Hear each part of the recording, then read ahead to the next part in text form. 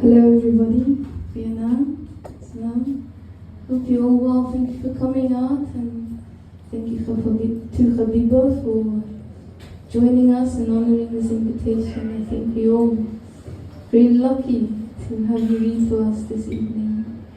For those of you who have come to the Red Wheelbarrow's reading at the Commons for the first time, our invited poet reads about 40 minutes, and then we have an opportunity to converse, some conversation, questions, comments, that sort of thing, and we have a short break, and then we open the mic. It's a very full room. Beautiful. We are much in favor. Gabeba Baderoon is somebody that a lot of literary scholars will know, but in the spirit of poetry and contributing to a community of poetry, it's wonderful to have an opportunity to just come and listen. Gabeba will read from her 3 volumes of poetry. I think it's the list. It's A Dream in the Next Body, 100 Silences, and the History of Intimacy. Gabeba is working on a collection now. There's a collection workshop called Autobiography of Sand, Relief Map of a Drifting Mind. We look forward to that publication. I'm just going to let you know that we've locked that door, but people will sort of walk in and out from the back door, so don't be too alarmed. If you want to introduce any projects, any volumes, please do. Gabeba Baderoon, everybody.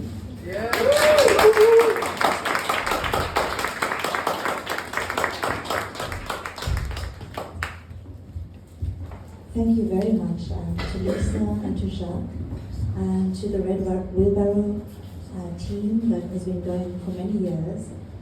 As you know, the Red Wheelbarrow, I didn't get a chance to say hello to you as you were coming in, but it's lovely to see you, and thank you very much for the invitation.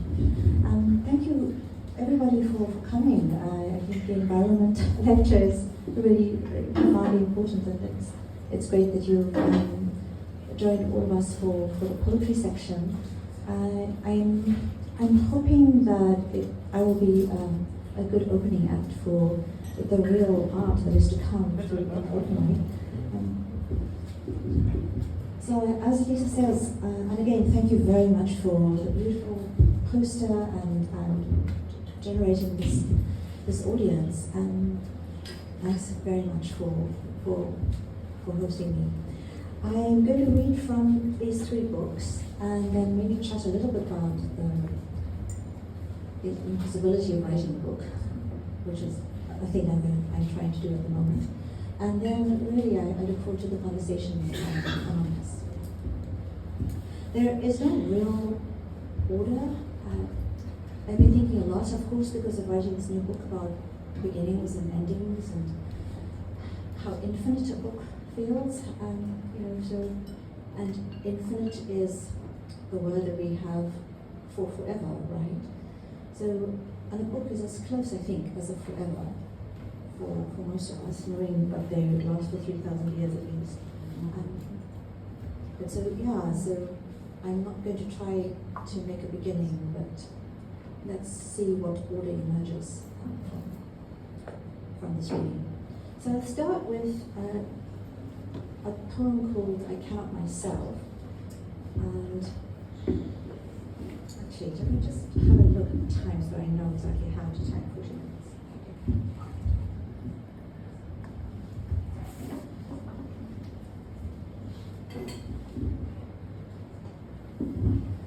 Usually when I give readings, I talk a lot in between, and I experimented in March when I was at a festival with not saying a single word other than poems, which went really well.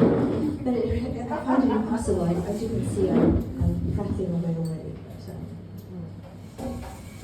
I cannot myself. To come to this country, my body must assemble itself into photographs and signatures. Among them, they will search for me. I must leave behind all uncertainties, I cannot myself be a question.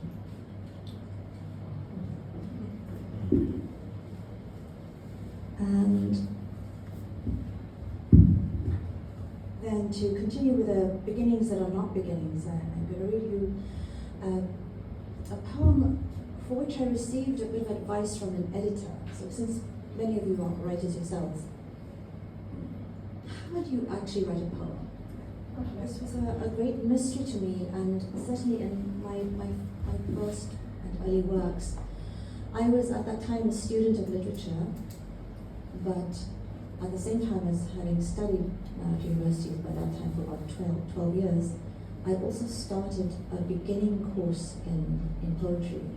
And so this oscillation between being a complete newcomer and to embrace that, by the way, I really so strongly recommend embracing, making all the stumbling, stupid errors that you can, because sometimes in those mistakes comes the thing that you uniquely are responsible for.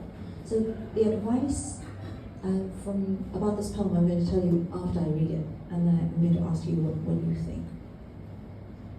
Old photographs.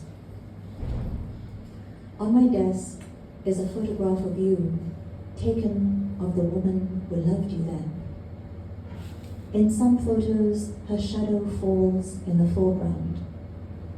In this one, her body is not that far from yours. Did you hold your head that way because she loved it? She is not invisible, not my enemy, nor even the past. I think I love the things she loved. Of all your old photographs, I wanted this one for its becoming. I think you were starting to turn your head a little, your eyes looking slightly to the side. Was this the beginning of leaving? So the advice from a much more eminent and practiced poet and editor at the time was, leave out that last line. And I stubbornly refused. And what do you think? Should I have left out, was this the beginning of leaving? I agree with you.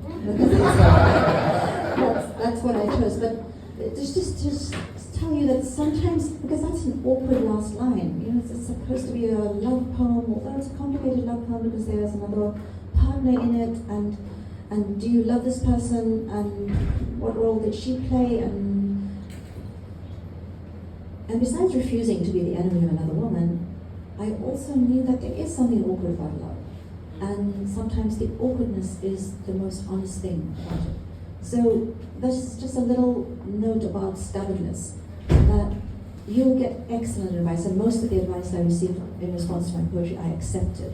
But sometimes there's some little stubborn scratch inside of you that says, no, that has to stay. So you have to learn how to listen to the scratch and sometimes not listen to the scratch. As by now, somebody, that beginner's class was 25 years ago, so that is something I can share with you. So speaking of that beginner's class, here is the story of it, which I only wrote about 19 years after I took it. So sometimes the forever is also part of the waiting already. Poetry for beginners. In the evening poetry class for beginners, a girl in a thick brown coat she doesn't take off breathes in deep and risking something says fast, my boyfriend's in prison, I'm here to find out how to write to him through the bars. And someone laughs. And she pulls herself back into her coat and from inside looks past us, and the next week doesn't come back. And I think of her for years and what poetry is. I think this is my origin, where poetry is risk, is betrayal, and the memory of the first question, how not to be alone.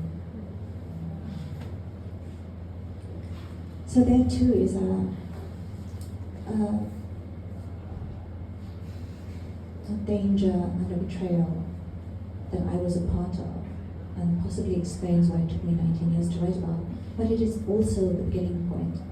So sometimes arriving at that point of terrible honesty is also the forever that goes into poetry. All right. Some of you may love photographs as much as I do, and if you've moved places, then photographs become even more important. I, for instance, moved to the US with 2 suitcases, and in them, these 2 very precious suitcases were photographs that I took with me. So I think a lot about photographs and what they mean and what they do, and this is one of the works that deals with that.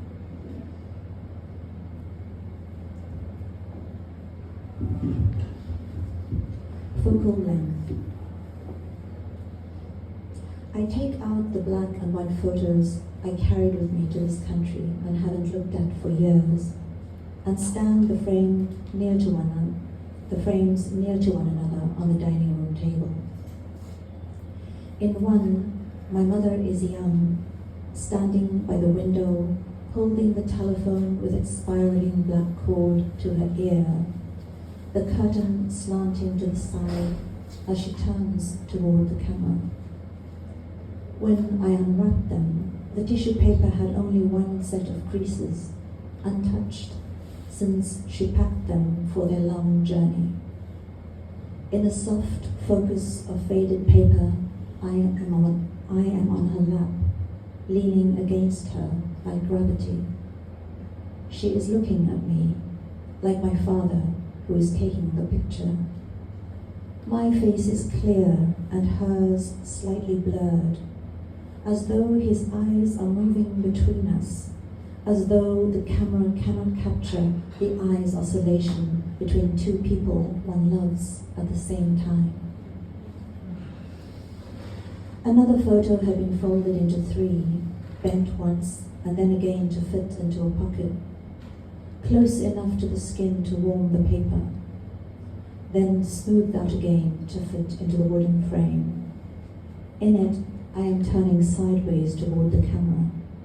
Someone must have called my name, and a line creases just beneath my eyes. Folded, hidden, forgotten, memory doesn't come to me straight. The pleat of the curtain as she leans against it, the paper keeping its original fold, me turning toward my name.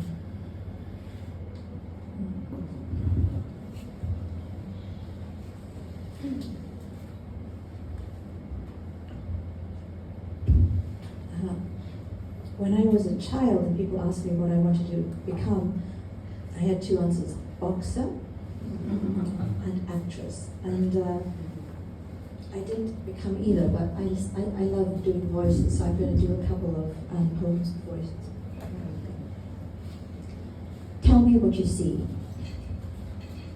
In the small caravan parked permanently next to the traffic department, with a handwritten sign, ID photos taken here, its wheels rusted into place.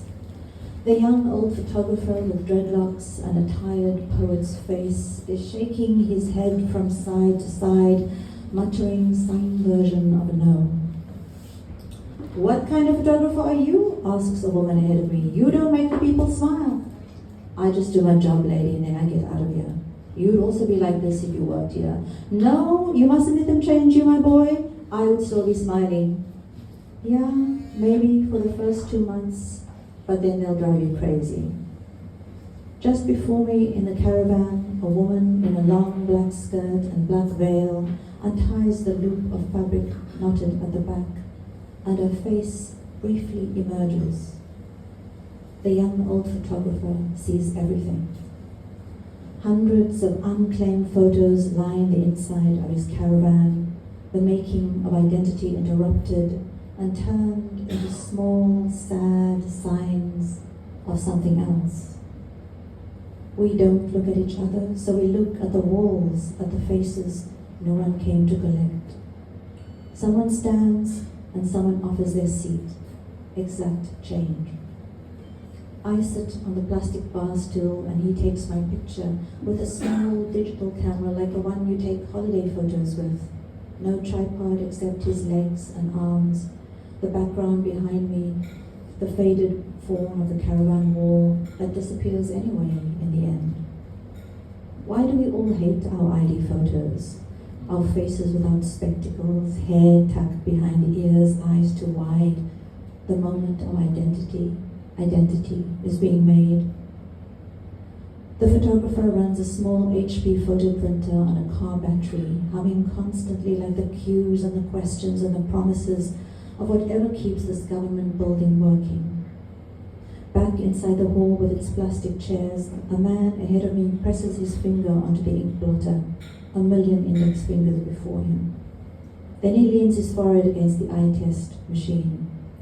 "Tell me what you see," the officer says. To clean the ink from his thumb, she gives him a single square of toilet paper torn carefully at the perforated line. In the last queue to pay for my temporary license, I slide 4 photos, my ID book, completed form, and exact change into the metal slot under the glass. "Ma'am, put your left thumb on the ink pad and place it inside the block."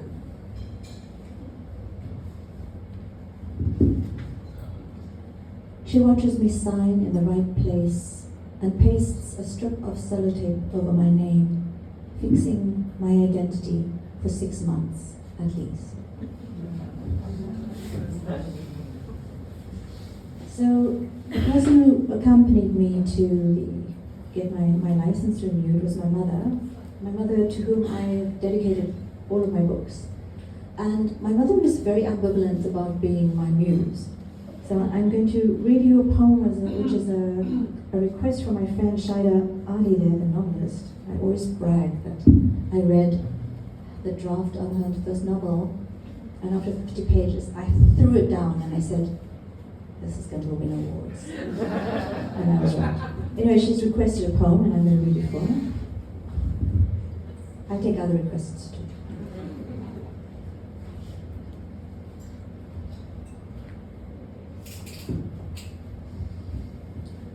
Two poems about my mother. I forget to look. The photograph of my mother at her desk in the 50s has been in my purse for 20 years. Its paper faded, browning, the scalloped edge bent, then straightened. The collar of her dress folds discreetly. The angle of her neck looks as though someone has called her from far away. She was the first in her family to take the bus from Claremont up the hill to the university.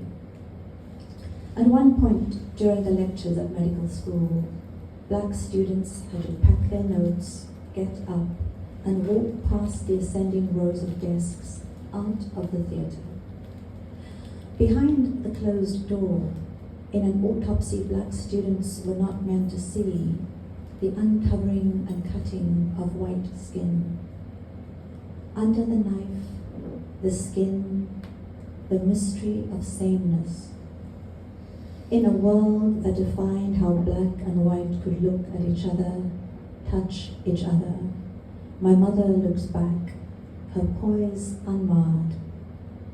Every time I open my purse, she is there, so familiar, I forget to look at her.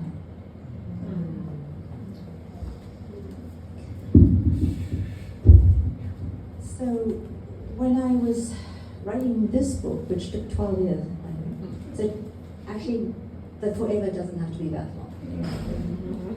But while I was writing this poem, I thought a lot about my practice of writing poetry and the ethics of writing poetry in the way that I do. And my family is here, and I read about them a lot. Fortunately, most of them hate poetry, so they never read my books. But still, there is that question. So here is a poem that tries to address that.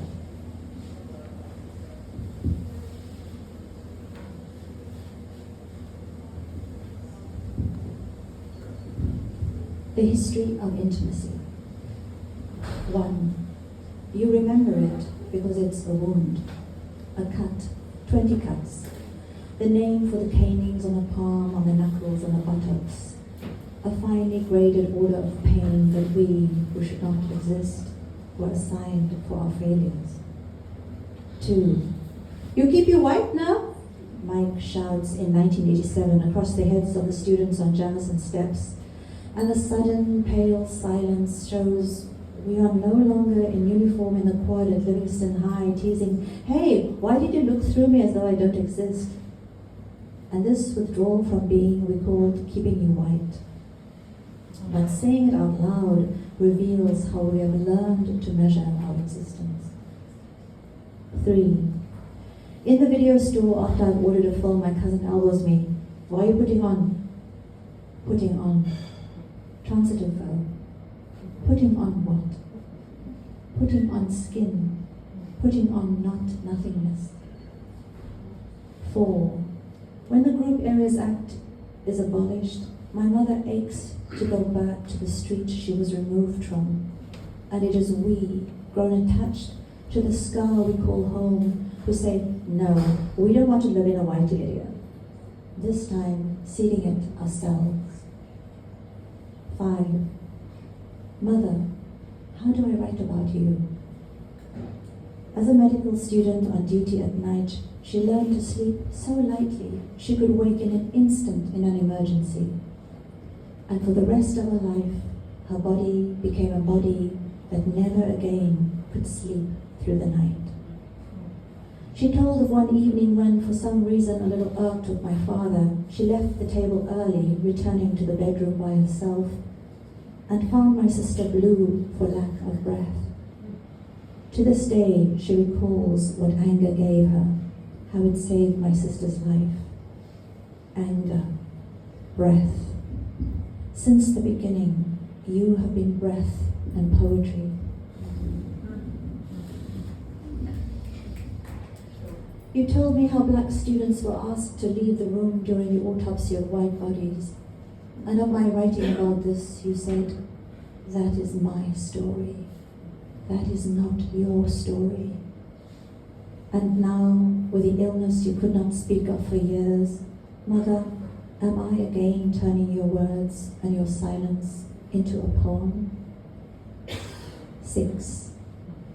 In 1988 at Crawford train station, my brother and I find a blue plank hand-painted in yellow letters. Non-whites only on one side, whites only on the other, thrown away by the fence next to the tracks.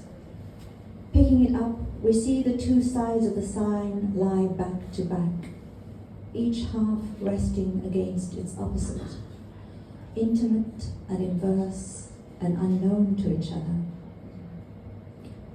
We knew this was history someone had made by hand, then hidden and tried to forget. We bring it home and come across it sometimes in a corner when we're looking for something else. So now, because all my love poems are complicated, and my sister who is in the room, I'm not going to point out exactly where she is, but in this area.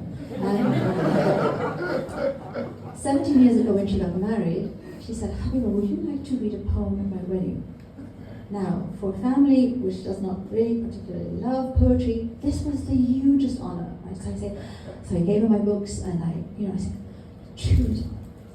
And she comes back to me, she says, I can't be, your books are full of injured children and war, and I don't know what you're going to read at my wedding. So, lesson learned, in your book, include a poem you could read at a wedding. This is my attempt. Thank you, dear.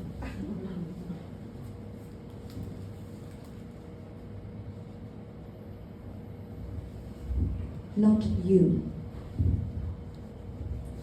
After 19 years, I love that you carry two books with you always, the poetry of birds and the late essays of John Berger. I love that you love and read the same books over and over again, Pessoa's The Book of Disquiet, and Yi Fu's Space and Place, as though visiting an infinite enigma. I love that you love words seriously, that they matter so much they make you angry and silent. I love how you sit next to physicists and astronomers and speak with them of infinity, and they delight then sadden you because their relation to numbers holds no mystery. I love how you tell me this, certain I know. I love that you read me a poem each night from the ones you've gathered all the years, even if night is 6 hours apart, and I'd rather face the agony of your not body. Yes, I love that you love me, though since the start I love you has been your way to say goodnight, goodbye. I love you when you're tired after 2 hours on Skype, and in the early days of the internet when we loved each other on dial-up.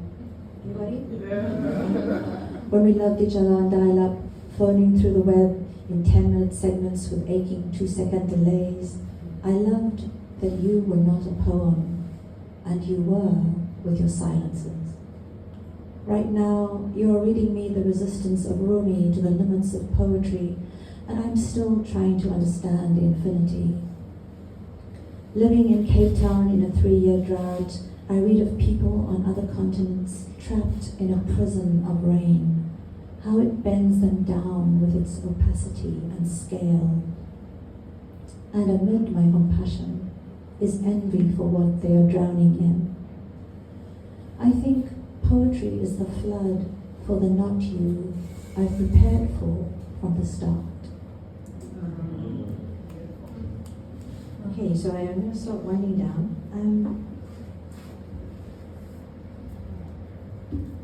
This is a poem I wrote in 2003, March 2003. So you may remember that the world was about to start a war at that point. So I was a student desperately trying to finish my thesis, but at the same time haunted by what I was seeing on the news. And this is how I try to respond to that.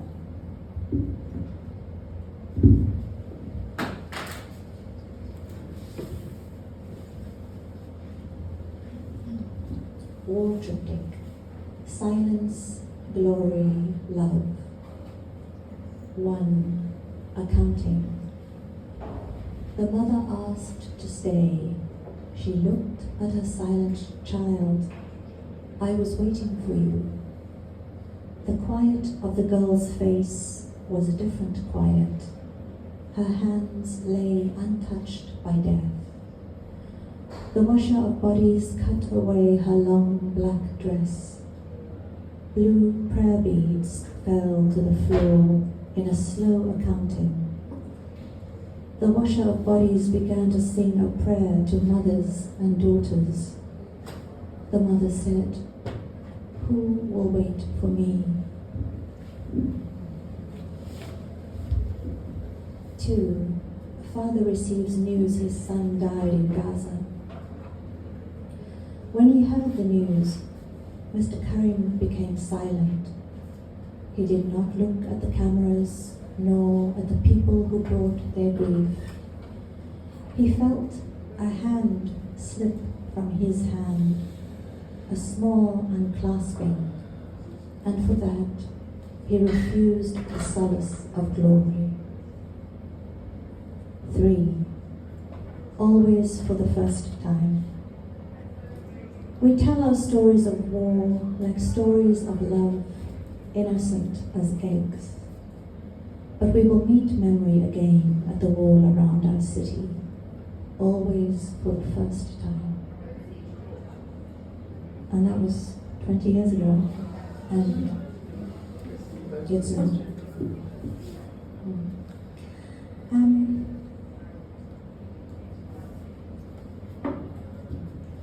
I think for the last 2 poems, I'm going to read a couple that I don't read very often, partly because the references are so local. And then I'll say a little bit about the new work. I've been reading the really long poems. I'm going to read you a super short one, which was just in this neighborhood.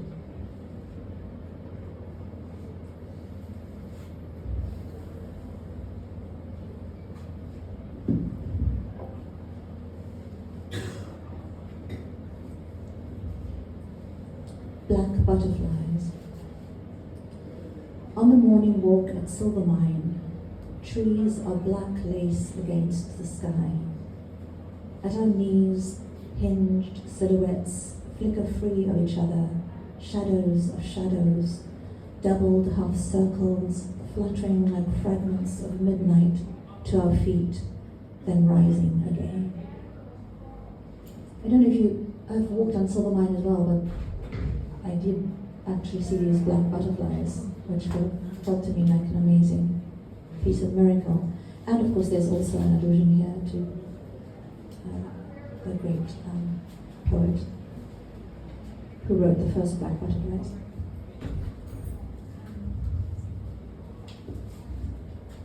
So when I said I rarely read this poem because of local references, it suggests to you that I actually don't read in South Africa very often. So here's a hint, people, please invite me to read more often.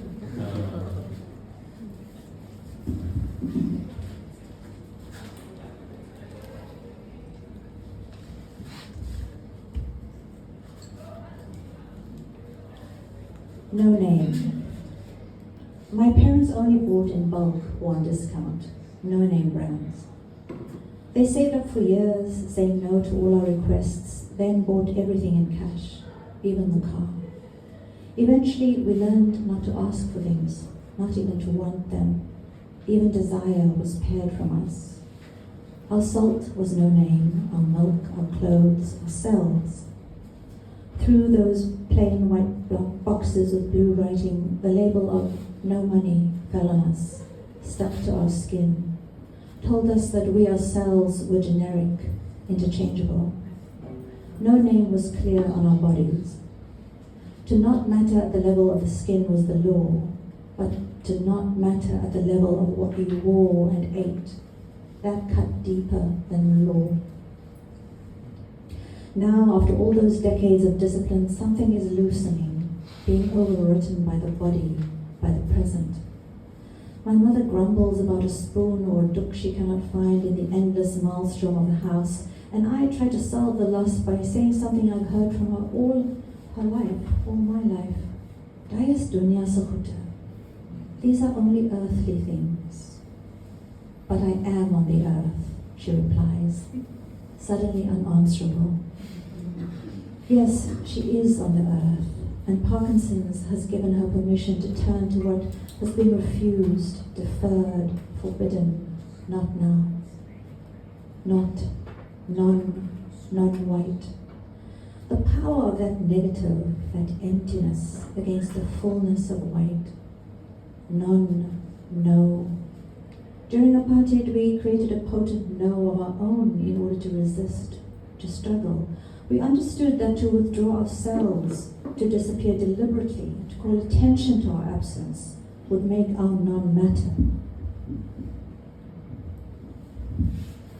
If we don't exist for you, we bargained, then how does it feel when our money, our labor, our presence doesn't? Our potent no grew, and boycotts cut against the none and against the non-existence of us. We screamed against the blank, the no name. We refused, we said no to the none.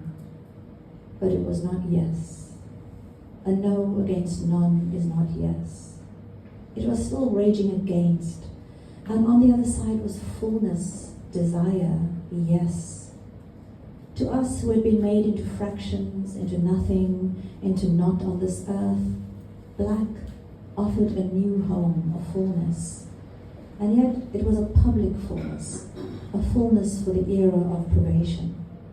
We had no, we had boycotts, we withdrew into our complex silences and absence, but behind them was a private hurt, the hurt of the none. And so upon freedom, no did not protect us from a certain emptiness. When freedom came, we thought our public fullness was enough. We thought we were ready for the pell-mell factories of desire and debt. We learned to speak ever finer and finer languages of existence, and we felt in our blood, in our bones, in our being, that existence lay in labels, in brands, in names. We rejected homemade food for restaurant buffets and wines with mythical price tags. We shuddered from the shame of rough hems sewn by our mothers after work and discarded them for the machine made. Even in my house, where my father was a tailor and my mother worked for the unions, and we could recite facts about labor conditions and open borders and product dumping and job losses. But what we knew consciously was nothing to what we knew in our skin. In the old days, I could walk into a shop in Cavendish Square, 2 streets from the house in Ingle Road that my family was removed from. And already by the way I inhabited my body, I showed that I didn't belong there. I was no name. Now I can walk up to the shop assistant and hand her what I desire and pay for it, go into debt for it, and know that this is mine, this is me. I am not generic, not no name, not nothing. Don't tell me that the small hurts don't matter, that our private emptiness doesn't count. Every label visible on the outside of a garment is a scream against none. In freedom, we wear brands on our skin until we believe what they say, until no one can tell by our clothes who exists and who does not. We buy our existence. Our bodies clothed in labels, we ourselves become brands, names. At last, we are not nothing. We are a name. We exist. On this earth, I am on this earth. Thank you.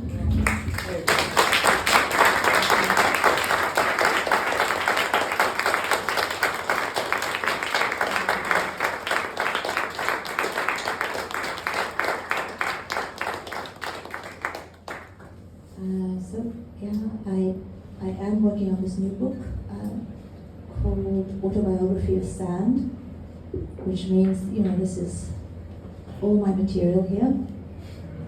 I have a great story about material.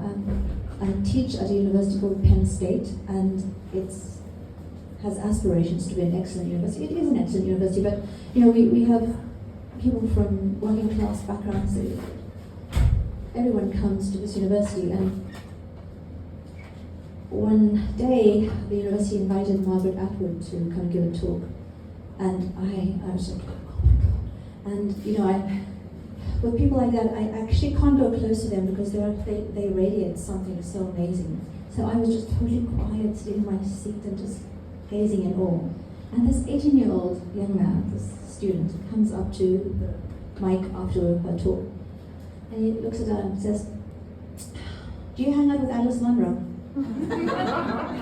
Showing me, how to be in the presence of an eminence. He was just so okay. And she looked at him for a startled moment, and she said, "Alice Munro is one of my best friends. We talk often. She tells me terrible things that have happened to her. And she sympathizes, Margaret Atwood sympathizes. And Alice Munro responds, Peggy, it's all material. It's all material. The material, all around. Especially what hurts, right? So the autobiography of Sand is about a period of concussion that I had where I couldn't write. So part of the motivation is to write what doesn't exist. Suddenly I'm realizing the word existence has recurred a lot this evening. And the sand of the Cape Flats is a major metaphor for that book. That's probably as much as I can say about it because it doesn't yet exist. But yeah, I believe there's a discussion. So it's very informal. If you have a comment or question, you want the mic, we'll bring it to you. We're going for 10 minutes or so. Yeah, can you project? Are you able to hear me? Okay, excellent. With regards to the final book, you speak specifically about branding. Our whole in university lecturer mentioned with regards to history of slavery, specifically with people of the Cape.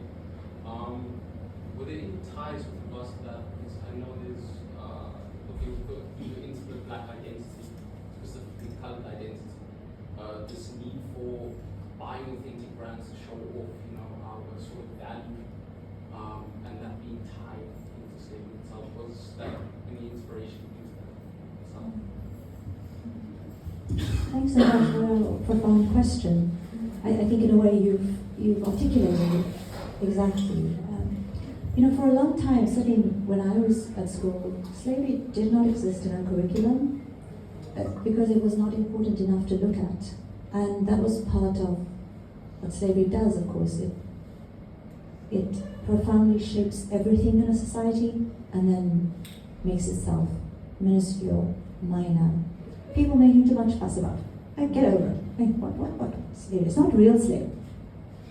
So which means that the aftermath of this extraordinary 176-year period of extreme violence, incredible violence, unbelievable violence, sexual violence, which is the reason that Cape at that time was one of the most racially heterogeneous places in the world, because of the extent of the sexual violence of the slavery. So that is what is called minor, forgotten, not important. But it lives, of course, it lives, as it does wherever slavery exists and has existed. So what you're talking about is trying to take account of the way in which slavery lives, especially when it is denied, right? And so when people don't feel that they exist, or feel that they are so minor, and everything about the society confirms that, right? Because the society itself has inherited slavery, even while it denies it. So, yes, that does allude, this, as I mentioned, this idea of existence comes up again and again in my work. And I didn't read a poem about slavery, but I do write about it. And it's really embedded in this landscape.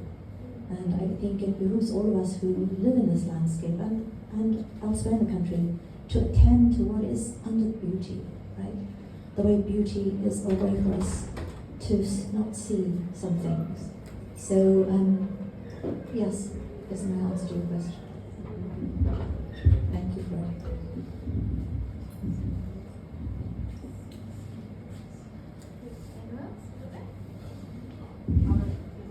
I can also speak without a mic if that's okay. My name is Erica. What I noticed is that a lot of your poetry seems to have, or that you've expressed today, because I didn't know much of your poetry before, is that it seems to express a lot about existing identity, belonging, and I was wondering if that is the theme that you were just bringing through for us today, or whether ons kom vandaan, where everybody here, or I don't know everybody, but grew up in this environment where the belonging and identity has been crushed for generations. Is that the root of your, almost a screaming out of your words? I was just wondering if you could give us more history of you and that. Thank you very much. Yes, in a way, I've curated what I've read to you, and it's often the poems that read well in public. There are other poems that are a little bit not as pleasurable, or they are a different kind of pleasure. So indeed, there is a larger range. I would say that when I started to write poetry, it was definitely not with the intention of publishing it. It was with every desire to please my teacher. And so I was a super nerdy beginning poetry student. That thought of not sharing it beyond somebody who was teaching me, like the teacher was teaching me. It was not to say, oh, you're so good. It was to say, you actually don't know how to end a line. So think a little bit about that, and somebody said, one of my teachers, Archie Markham, she's just the most amazing poet from the Caribbean, who taught in Sheffield, where I was studying for a while. So I was studying English literature and taking evening classes, so that's the pattern. And Archie Markham was at the university where I took an evening class. He said, you don't need images, you don't need any of the techniques, but you need, and he just made this gesture, that is life. Sometimes you write a poem and it's like, okay, this is fine, but there's nothing that, it doesn't need to be there, it doesn't, but that is when poetry needs to be there. And for me, when I was working this out, so it took me many years, right? When I was working this out, what needed to exist for me in my writing was stuff that was not at all important. Like slavery, like domestic chores, like making the bed, like fixing broken furniture. What is that? That's meaningless. That has no historical value. That is like, what is this? But it turns out that the domestic sphere is full of all. Guess what? That's where the slaves were, in the house, right? So the domestic is not that I was writing about the house in a way, but the domestic sphere and the overlooked topics ended up being the thing that needed to exist for me.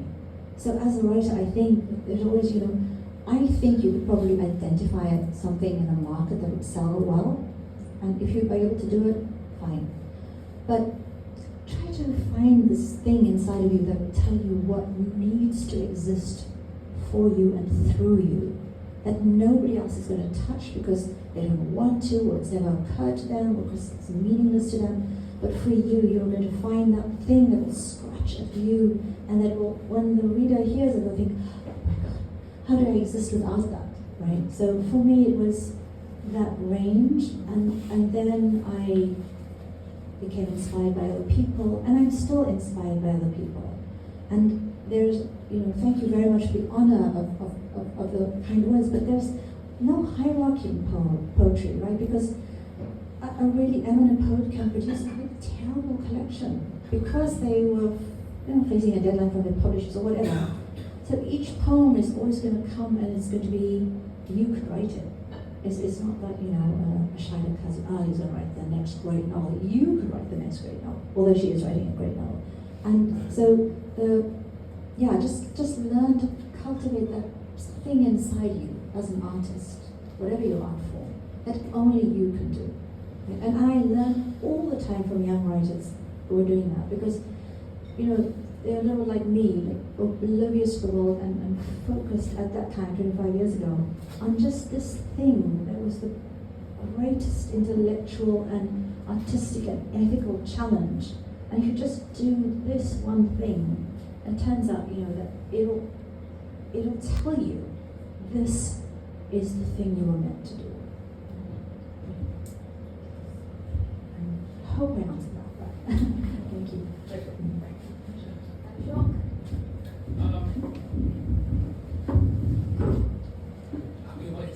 It's so like, I feel I'm sitting far away. I hope you can hear me. But Yes, thank you. it's so amazing to hear these poems, and I wanted to ask about the poems where you risk alienating people close to you, or when you're dealing with things that are personal, that are also, where there's an ethical dimension, whether you should write them or not.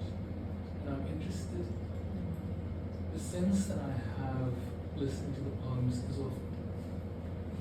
is that they're finished, that you reached a place where you knew, where the pendulum kind of came to rest. How do you know that you've resolved a problem like that? At what point do you say, it's okay, this is truthful enough and kind enough, I can let it go? Is there a way you can describe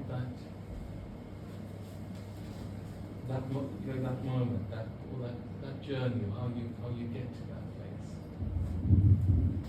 Thank you, Jean. Very beautifully articulated, as always. For me, at least, arriving at that point of honesty with something I struggled with was not easy. I'm much better at avoiding that. And I'm much better at trying to make things pretty and and neat. And so it is indeed one of the great lessons I learned from my teachers about how to be more courageous about exactly the things I want to run away from. But it also was some self-cultivation as well, because the people whom I read about are deeply precious to me in ways that go far beyond poetry.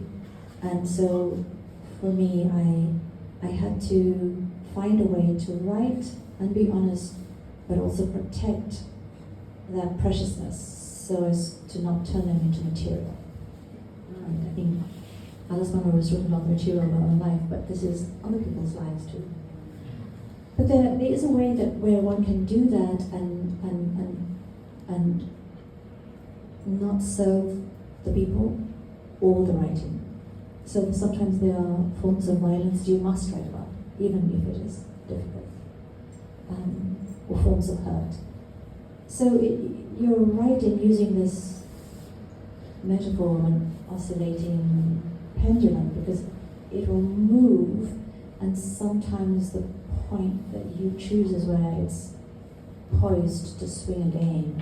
So I think it needs real deliberation. It can never be cheap and easy and simple. But sometimes you also have to make the decision to do something, even if it is hurtful. Because sometimes you're writing about, say, sexual violence, which I read about, say, in other poems. So again, for me it was a long process of cultivation and lingering with that question until I asked my mother, is it okay to write about this? And she said yes. But is that the answer? I mean, is it okay to write about this? And I think that the question must still be alive, right? Other people may conclude, actually, you're just exploiting her. You're even exploiting a criticism, so you made another poem out of a criticism. So which is a legitimate critique, right? So one must deliberate, and I think as a writer, never just turn people into material. I mean, because you live with people. Those experiences you write about came out of a genuine living, not because you were simply taking a notebook and observing, right? Because otherwise the life wouldn't happen with you in it. People would protect themselves. This person is going to take something and write about it. No, so you have to live a life, and yet, be right. This is just complex. And often I've just been a coward about it, and sometimes I've made the wrong decision about it. So, but yeah, it's an alive question. Thank you, Shaz.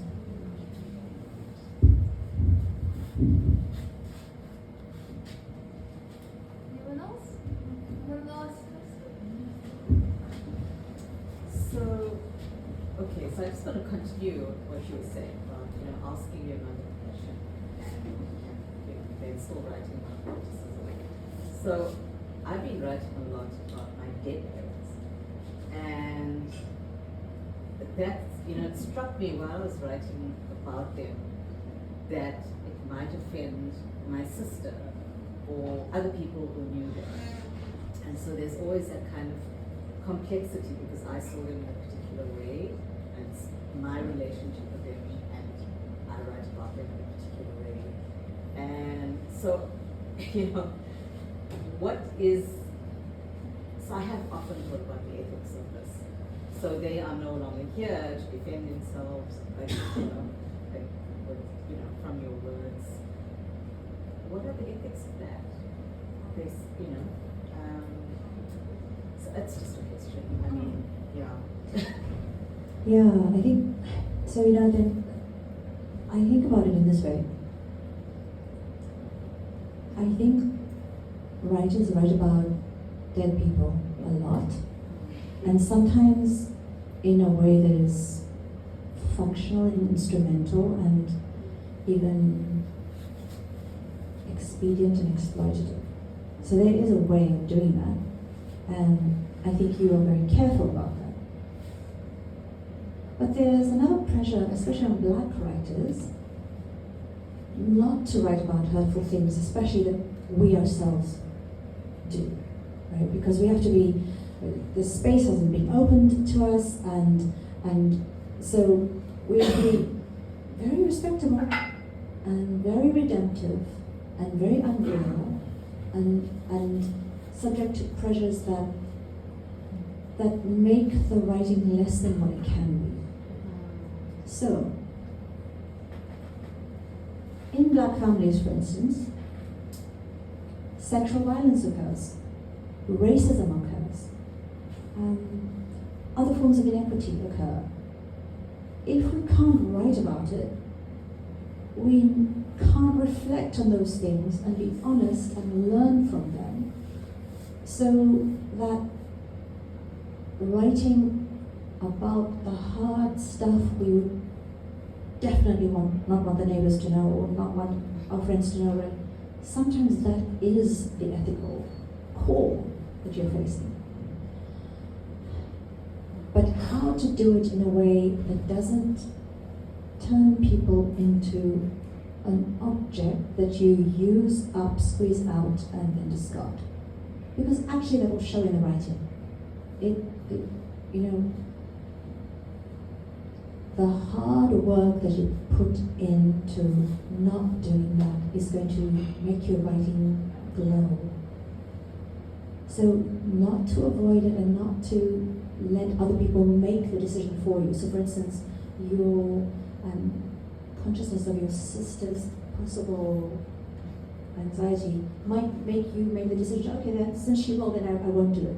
So don't let that make the decision for you, but really struggle, because you must. And when you arrive at the method that you will use, the path that you will follow, which I don't know how to do that. Only you will know how to do that, and you will have to struggle to arrive there. And when you do arrive there, it will be a singular work. It will be a work that will stand and teach us all, right? So sometimes that does take a long time, but you're forever. It's like, how long is your infinity, right? So it's part of the challenge. I actually don't know if I can ever write a piece of fiction in the form of a novel, because it is so hard. I don't think I have that capacity, I don't have the energy. I think it might kill me to try to write a novel. And yet I see other people do it, but I see them do work in fiction that has never been done before. Right? So, and there's really, in poetry, I don't know if you all know the work of Jolyn Phillips and her work Bintang. You possibly know Chin Chang Cherries, which I highly recommend to all of you. It's in English, and it's a set of short stories which are just brilliant, about a piece of the Western Cape we don't know about, Handspire, South Coast. But she's also written about this figure called Bintang. If you've been to Hermanus, you've probably seen Bintang's cave, right? So there's this, she is only known from these fragments, from tourism, so there's a woman who's only known from fragments that Jolyn Phillips writes into existence in this poem. An extraordinary piece of work. I don't even know how she did it. So she struggled and arrived at that singular work. So what will your struggle arrive at, right? And then somebody else is going to be speaking about your book in that way, because you have produced something that could only come out of really grappling with it. Right? So don't take the shortcut, because your forever path is that way, and that is the difficult way, but it's going to produce a glorious piece of work, right? So good luck with it. All the best. Thank you for that. But can I just add something that I was thinking about as you were saying that, is that surely all works that we put out into the world are kind of fictional in a way. It's based on your truth, whatever Mm. that might be, but there is that element of fiction. So even when you write about your life, Mm. you are storytelling, Mhm. and you're filling in all kinds of gaps that, Yeah, quite true. Yes, I was thinking about a novel, yeah. but maybe this new work that I'm trying to do might go in such a direction. I think of it as a poetry collection, but actually it has many prose elements to it. So yeah, but I agree with that you always make and shape it into something. You craft it into something. Yes. Mm.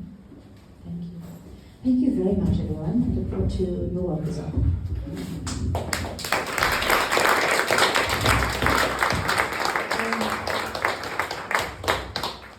Thank you, Gabeba. Thank you, everybody, for coming out. I think I learned anything.